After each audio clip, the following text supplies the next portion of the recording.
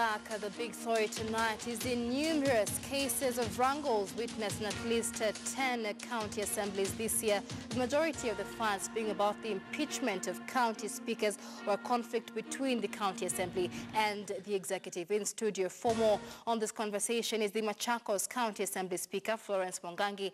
Also joining us live from our Kisumu studios is the Kisumu County Assembly Majority Leader, Kenneth Onyango. I begin with you, Florence, once again. And I mean, we've just spoken to the Kisumu County Assembly Majority Leader there. And many county assemblies have excuses and reasons as to the wrangles that have been witnessed within their county assemblies. But reasons notwithstanding, the conduct of the members of county assemblies in some of these confrontations was so questionable, so crude, that the title honorable did not hold meaning at all. It is behavior not expected of an elected member, in the country. What kind of consequence, what kind of disciplinary action befalls such members of county assemblies if we're even questioning who takes over the role of oversight of a county assemblies?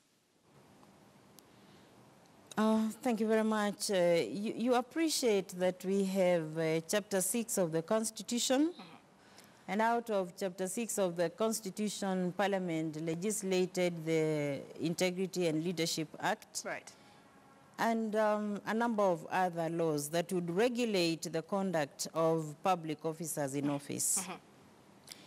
For a start, it is very clear that if there is any member who is occupying a public office and they cause chaos, be it in the place of work, even outside of the place of work, there is a provision that disciplinary action should be taken against such a member. Right.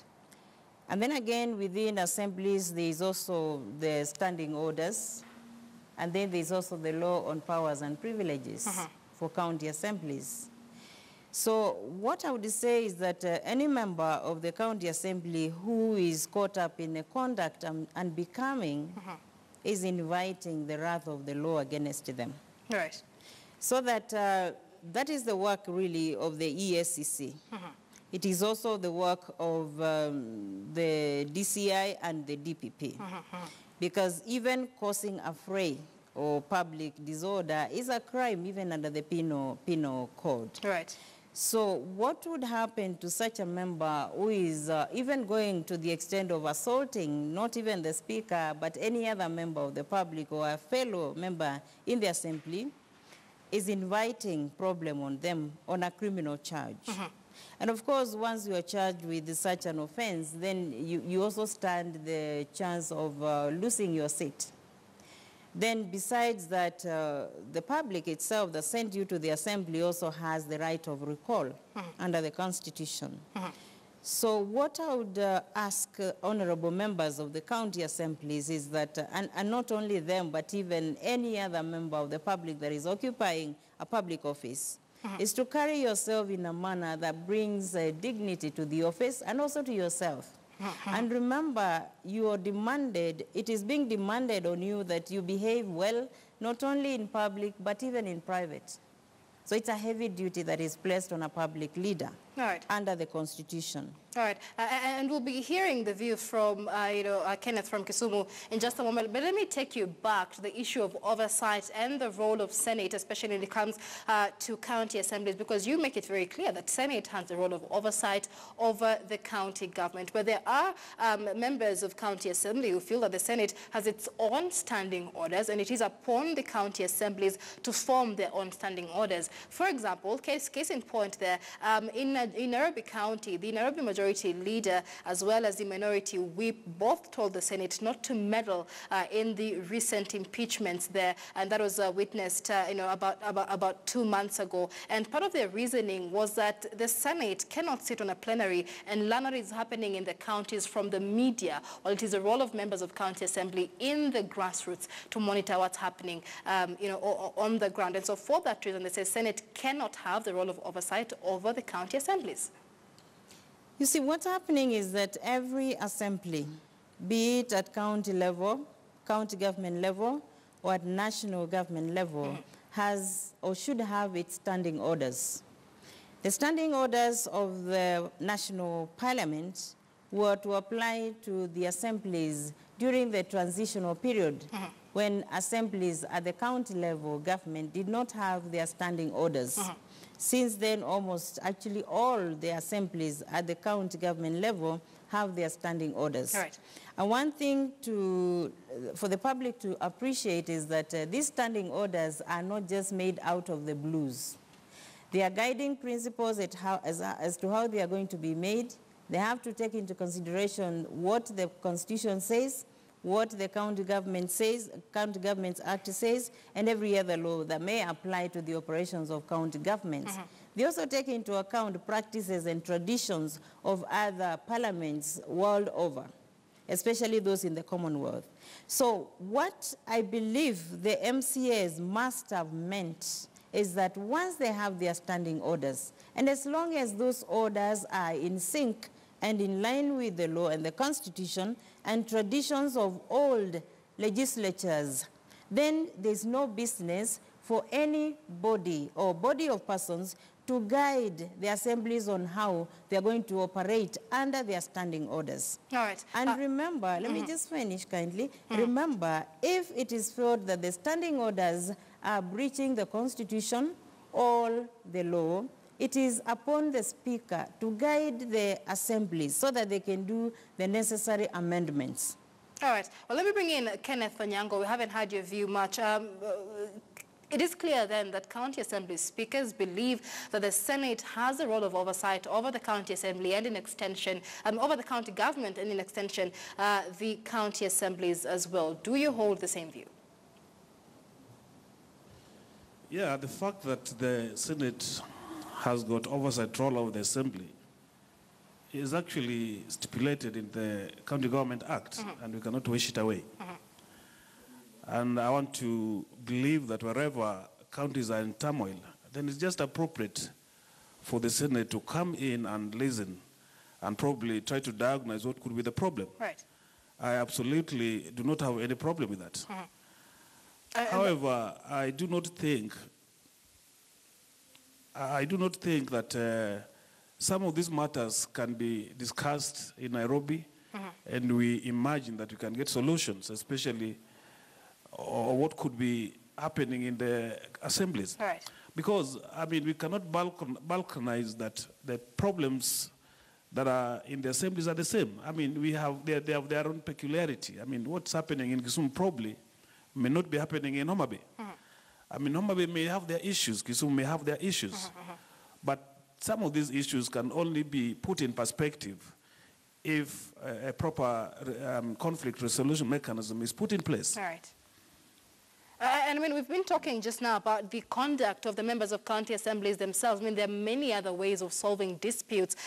Counties have been billed as the engine of development. None other than President Uhuru Kenyatta has been very active in championing that. And, you know, if we have county assemblies acting in this way, what better way to discourage investors within the county assemblies themselves? What solutions are there to stop seeing such sins and such fights in our county assemblies? Well, I do not want to be apologetic for the misconduct in the county assemblies, but don't you think that sometimes this is blown out of proportion? I mean, look at what happens sometimes in our National Assembly. I mean, sometimes, they conduct themselves in a very despicable manner. And, I mean, the media doesn't seem to highlight that. But we've had members of county assembly end up in hospital as a result of confrontations within the county assemblies. Yeah, that is regrettable, and really I wouldn't want to vouch for any kind of confrontation. However, we just need to ask ourselves, what could be the problem? I mean, like in Kisumu, for example, we have had some issues that are probably dealing with procedures in the House that at times are blatantly disregarded. And, you know, when an assembly that is supposed to run on the provisions of the Constitution, the County Government Act, and even the standing orders, do not adhere to this, then that is, the situation becomes very chaotic. And I want to say that the Speaker in this case, has got a responsibility to uphold the rule of law in the House, to uphold the procedures that govern the conduct of debate in the House. And when this is not done, then it doesn't make sense at all. And many times, this could be one of the problems that triggers or some kind of chaotic or chaotic conduct in our assemblies. So what clear solutions then are there, for Kisumu County specifically, for example, because you say the problems within the different county assemblies are different. What specific solution would there be for Kisumu County? I want to say that about last week on Sunday, we had the privilege of sitting down with our party leader, and we talked about some of these issues, and we agreed as an assembly that we shall be holding regular parliamentary groups so that we try to resolve our issues before they are blown out of proportion. And I want to assure you that going forward, that is the direction that we have taken. But I also want to say that, the buck must stop somewhere. And usually the buck stops with the topmost leadership of an institution. Right. The county assembly is an institution that sometimes runs a very huge budget. And it cannot be managed like a village kiosk. These are some of the issues sometimes that really makes the members of the county assemblies to be annoyed. All right. So if there can be a proper understanding, a good working relationship between the speakers and the members of the county assembly, I don't think there would be any problem. And I want to hasten and say that there are many, many assemblies that are very peaceful. And wherever an assembly is peaceful, then the speaker must be doing a very good job in that assembly. All right, so let's get it clearer. Is it a matter of legislation then within the county assemblies? Because taking a look at some of the wrangles that have happened this year, we have members of county assembly impeaching county assembly speaker because they failed to approve their mortgages. And, that leaves many questions, really, especially in the minds of those who elected these leaders. The problem seems to be managing of budgets and development projects. Is it an issue of legislation? Let me say that the issue of mortgages does not fall within the purview of the speaker. Actually, the act stipulates that there is a committee that is supposed to be sitting down to look at the issue of the mortgages. And so I don't think it is something that is relevant in this case. All right. I also want to say that,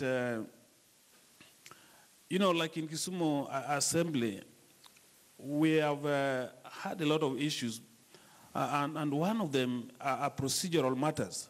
Because, our main function is actually supposed to represent oversight and legislate. And when obstacles are put that impedes these cardinal responsibilities of members of the Assembly, then that becomes a very big reason for concern. All right. Let's bring in Florence Mwangangi joining us live here from our studios. Even as we wind up, we've been listening there to Kenneth Onyango giving his take on why there could be wrangles within the county assembly. And it is emerging then that the management of budget as well as development projects seems to be the bigger problem, and how the county speakers are managing this is the bigger problem. What's your take on the same? Thank you. Let me just tell you that my experience in the last 1 year and a few months as a speaker, and also the chair of the County Assembly Service Board, it is not about the management of the budget. It's not about the management of development projects, because to start with, the Assembly does not implement projects in the county per se. The only development you find is where the Assembly is constructing chambers or constructing office blocks, because the bulk of the work, the bulk of the money that is sent to the counties, 15% of the national budget, is to the executive. That is the one that executes the works. So what happens is that the minute you hear that there's some issue in the assembly amongst MCAs and the speaker, it's usually blown out of proportion. And I repeat, as I stated in the beginning, there's always an external force coming in. I want to assure you that the issue of finances, the assemblies normally have an itemized budget, which is usually prepared at the beginning of each financial year, and it goes through the process and also comes now into the Appropriation Act. And the budget of the assemblies mostly is about salaries of the MCS, it is about salaries of the staff, it's about operations O&M for purposes of the office, operations of the office of the assembly. And so that when it is about payments, the assemblies are finding lots of difficulties because it is the executive that wields the financial muscle. Right. Because of the misnomer in the Public Finance Management Act, particularly Section 109, subsection 7. All right. The funny bit of this is that the controller of budget will give an approval on a requisition of a county assembly. And then, because the law in that particular section is framed in such that the signature of the CC Finance in the executive is last.